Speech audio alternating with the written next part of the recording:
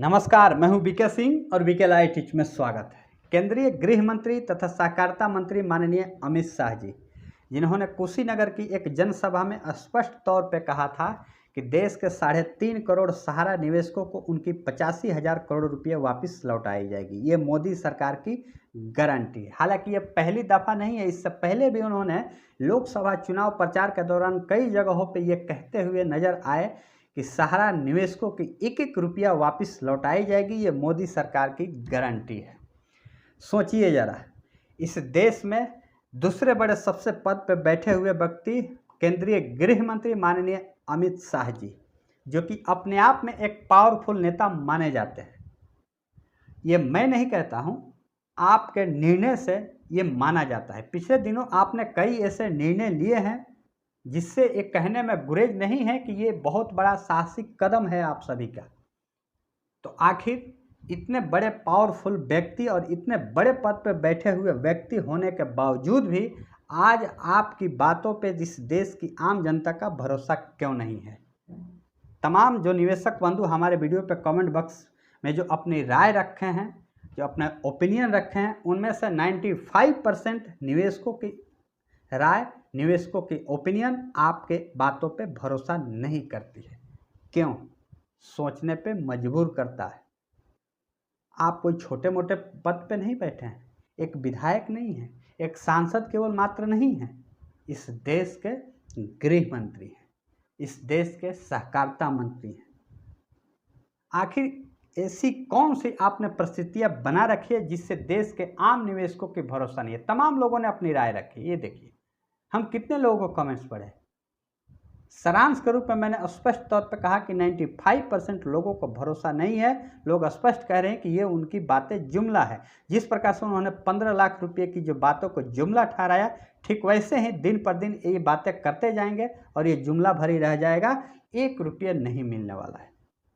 आपने ये कबूला है सरेआम कि देश के सारा निवेशकों को पैसा वापस लौटाए जाएंगे, एक एक रुपये। ये अच्छी बात है, हम उम्मीद भी करते हैं और हम ये तो मांग करते आए हैं हमेशा से, और मांग करने के साथ साथ दबाव बना करके आपसे लेने का काज भी करेंगे, चाहे वो माध्यम कोई भी हो, वो रास्ते कोई भी हो। हम ये नहीं कहेंगे कि हाँ हम रोड पे खड़े होकर के आपसे पैसे लेने वाले हैं कि हाँ बॉन्ड लो पैसा दो। हम ये नहीं कह रहे हैं। हम किसी न किसी आधिकारिक प्रक्रिया के तहत ही आपसे पैसे लेंगे, इस देश की सरकार से पैसे लेंगे। इस देश की आम जनता जो अपनी महत्वपूर्ण वोट दे करके अगर आपको सरकार में बैठाई है पिछले 10 सालों से, और अगर आप आगे आने वाले दिनों में सरकार में बैठते भी हैं, तो भी आपसे पैसे वापस वसूले जाएंगे, क्योंकि केंद्र सरकार ने ही इसको लाइसेंस धारक कंपनी बनाया था। याद कीजिए।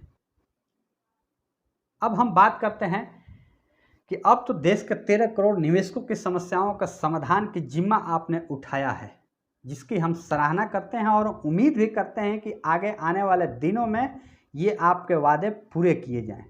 और ये ज़रूरी भी है, नहीं तो भविष्य बहुत खतरे में आने वाली है। ये एक संकेत है जो कि आज लोकसभा चुनाव के दौरान आपको देखने को जरूर मिलेंगे। चुनाव परिणाम बहुत जल्द आने वाले हैं, इसका नतीजा आपको जरूर देखने को मिलेगा। हम ये नहीं कह रहे हैं कि आप कहाँ 350 पार से लेकर के 400 पार से लेकर के आप 25-50 पे सिमट जाएंगे, लेकिन इसका असर जरूर होगा। लेकिन इसके अलावा जो एक पक्ष छूटता हुआ जा रहा है, वो है हमारे देश के इस सहारा इंडिया के कार्यकर्ता, आम कार्यकर्ता, जो कि देश के 12 लाख कार्यकर्ता जो आज बेरोजगार है, उनका आवाज़ कौन बनेगा? उनको कौन अपना खोया हुआ रोजगार दिलाएगा? अगर इस देश की सरकार देश के 12 लाख कार्यकर्ताओं को बेरोजगार किया है तो रोजगार उन्हीं को देना पड़ेगा। हाँ, ये विश्वास नहीं हो रहा है कि जिस देश में बेरोजगारी का आलम ऐसा हो, उस देश में 12 लाख कार्यकर्ताओं को भला रोजगार कैसे दिया जा सकता है। लेकिन एक बात सत्य है कि अगर करना चाहें तो हर वो कार्य संभव हो सकता है जो नामुमकिन सा दिखता हो, मगर कोशिश करने की ज़रूरत है। और हम ये मांग उठा रहे हैं आज से, हालांकि ये आज पहली बार नहीं है, इससे पहले भी हमने कई दफ़ा कहा है कि सहारा में लाख गलतियां होगी, हम ये मानते हैं। जिसने गलतियां की है उनको उसकी सज़ा दी जाए। अगर इस देश में एक इतना बड़ा प्लेटफॉर्म बन करके तैयार था जहां देश में प्रत्यक्ष रूप से 12 लाख लोग अपनी रोजी रोटी चला रहे थे, अब प्रत्यक्ष रूप से इसमें करोड़ों लोग जुड़े होंगे, एक सिस्टम क्रिएट होता है। वैसे ही सोचिए जरा, देश में बहुत ऐसे जो ब्रांच बने हुए थे, बहुत ऐसे कार्यालय बने हुए थे जिससे लोगों का रोजगार भी मिला हुआ था और एक प्रकार से एक सिस्टम बना हुआ था, एक चैन बना हुआ था। देश के करोड़ों लोग इससे जुड़े हुए हैं। आज इस करोड़ों लोगों को रोड पे लाने वाला कौन, सवाल पूछा जाएगा। सोचिए जरा, अगर इस देश की सरकार एक झटके में ऐसा कदम उठा सकती है, 12 लाख कार्यकर्ताओं को रोड पे ला सकती है, तो उनको उनका अपना हक दिलाने का भी अधिकार इस देश की सरकार को करना पड़ेगा। और हम ये मांग करते हैं और इसके लिए हम मजबूती से ये आवाज़ उठाते रहेंगे। हम आपसे उम्मीद करेंगे कि आप इस वीडियो को शेयर कीजिए, अधिक से अधिक लोगों तक पहुंचाइए। ये सोशल मीडिया का दौर है और सोशल मीडिया एक बहुत बड़ा महत्वपूर्ण आज प्लेटफॉर्म है जिससे आप अपनी मांग सरकार तक सीधे पहुंचा सकते हैं। हम सिर्फ एक माध्यम है, आपकी आवाज़ बनकर इस प्लेटफॉर्म पे जो रखते हैं, बात आपकी सरकार तक पहुंचाने का काम करते हैं। शेयर कीजिए, जितने भी ग्रुप्स हैं, व्हाट्सएप, फेसबुक, सब जगहों पे आप शेयर कीजिए ताकि आपकी मांग सरकार तक पहुंचे।